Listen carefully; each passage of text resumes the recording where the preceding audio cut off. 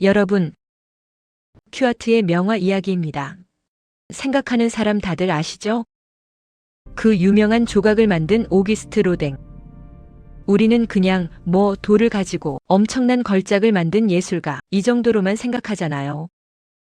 근데 로댕 본인은요, 예술가가 되는 것보다 훨씬 더 중요한 게 있다고 말했거든요. 과연 그게 뭐였을까요? 오늘 로댕의 작품과 그 깊은 철학 속으로 한번 푹 빠져보시죠. 바로 이겁니다. 예술가가 되기 전에 인간이 되어라와 함께 오늘 우리가 나눌 로댕 이야기는요, 사실상 이 한 문장에서 시작해서 이 한 문장으로 끝난다고 해도 과언이 아니에요. 그냥 기술 좋은 조각가가 되는 게 아니라 먼저 인간이 되라니? 이게 대체 무슨 뜻일까요? 그의 예술에는 또 오늘을 사는 우리한테는 어떤 의미가 있을지 한번 생각해 보자고요. 자, 그럼 로댕이 어떤 시대 사람이었는지부터 좀 알아봐야겠죠? 우리가 로댕을 근대 조각의 아버지라고 부르잖아요. 그런데 사실 그가 활동하던 19세기는요, 조각계에서는 거의 암흑기나 마찬가지였어요. 다들 그림, 회화에만 열광했거든요. 바로 그때 로댕은 잊혀져 가던 조각에서 완전히 새로운 가능성을 본 거죠. 그의 인생을 쭉 따라가 보면 정말 한 편의 영화 같아요. 1840년에 파리에서, 그것도 노동자 계층 가정에서 태어났으니 시작부터 순탄치 않았죠. 심지어 정식 미술 교육에서도 계속 미끄러졌어요. 하지만 로댕은 포기하지 않았습니다. 기존의 급변하고 정형화된 아름다움, 이런 거에 도전장을 내밀고 자기만의 길을 갔죠. 그리고 마침내 이제 조각은 끝물이라고 모두가 말하던 그 시절의 혼자 힘으로 조각을 예술의 중심으로 다시 끌어올립니다. 정말 대단하죠? 아니, 대체 어떻게 그 차갑고 딱딱한 돌덩이나 청동에 그렇게 살아 숨쉬는 것 같은 생명력을 불어넣을 수 있었을까요? 그만의 혁명적인 방식, 그 비밀이 뭔지 지금부터 한번 파헤쳐 보겠습니다. 자, 이 차이가 보이시나요? 지금 보는 전통적인 조각은 너무 매끈하고 이상적이죠? 신처럼 완벽하기만 해요. 그런데 로댕의 조각을 한번 보세요. 울퉁불퉁한 근육의 긴장감, 거친 피부의 질감, 그리고 그 안에서 폭발하는 듯한 감정까지 그냥 다 느껴지잖아요. 로댕은 완벽한 신을 조각한 게 아니었어요. 고뇌하고 사랑하고 아파하는 바로 우리, 진짜 인간을 돌 속에 그대로 담아낸 겁니다. 이게 바로 핵심이에요. 그때 미술계의 스타는 누구였겠어요? 당연히 모네 같은 인상주의 화가들이었죠. 다들 캔버스에 빛을 담느라 정신이 없었을 때 로댕은 홀로 외쳤던 거예요. 아니다. 이 조각이야말로 인간의 가장 깊은 내면과 감정을 담아낼 수 있는 최고의 그릇이다. 이걸 그냥 말로만 한 게 아니라 평생에 걸쳐서 작품으로 증명해 보인 거죠. 좋습니다. 그럼 이제 그의 대표작들을 보면서 그가 어떻게 이 돌멩이 안에 인간 내면의 그 거대한 우주를 담아냈는지 우리 눈으로 직접 한번 확인해 보죠. 자, 이 작품 모르는 분 아마 없을걸요? 세상에서 가장 유명한 조각상, 생각하는 사람입니다.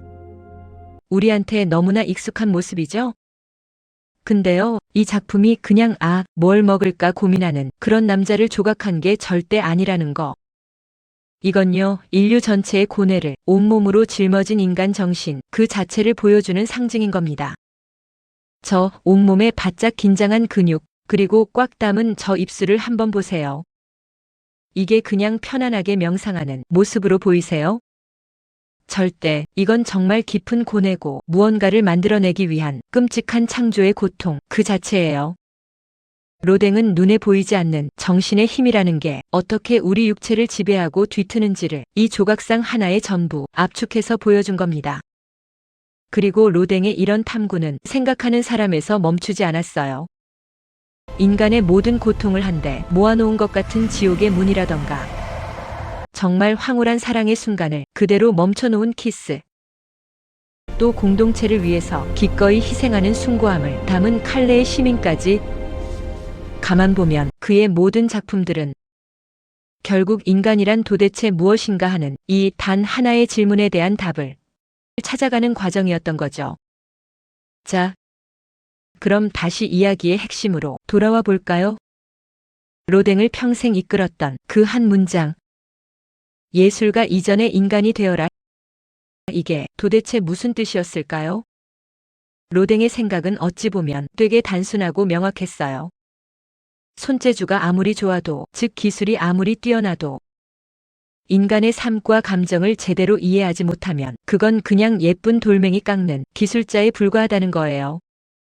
진짜 위대한 예술은 손끝 기술에서 나오는 게 아니라 인간을 향한 깊은 공감과 이해, 바로 가슴에서부터 시작된다는 거였죠. 그리고 이 철학은 그냥 멋있는 말이 아니었어요. 로댕의 삶 자체를 지탱하는 4개의 기둥 같은 거였죠. 첫째, 인간의 내면에 파고들 것. 둘째, 감정을 솔직하게 있는 그대로 표현할 것.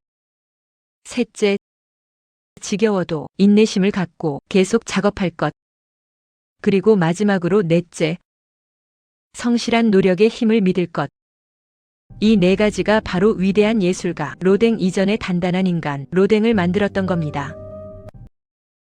자, 이제 슬슬 마무리해 볼까요? 로댕이 우리에게 남긴 이 메시지. 시대를 훌쩍 뛰어넘어서 지금 우리에게는 과연 어떤 의미가 있을까요? 결국 로댕이 우리에게 남긴 가장 큰 교훈은 바로 이거 아닐까요? 진짜 위대한 성과는요, 타고난 번뜩이는 재능에서만 나오는 게 아니라는 거. 오히려 인간에 대한 깊은 이해와 공감, 그리고 정말 지독할 정도의 성실한 노력. 이 2가지가 만날 때 탄생한다는 진실 아닐까요? 이건 비단 예술가한테만 해당되는 얘기가 아니겠죠. 오늘을 살아가는 우리 모두에게 정말 큰 울림을 주는 말 같습니다.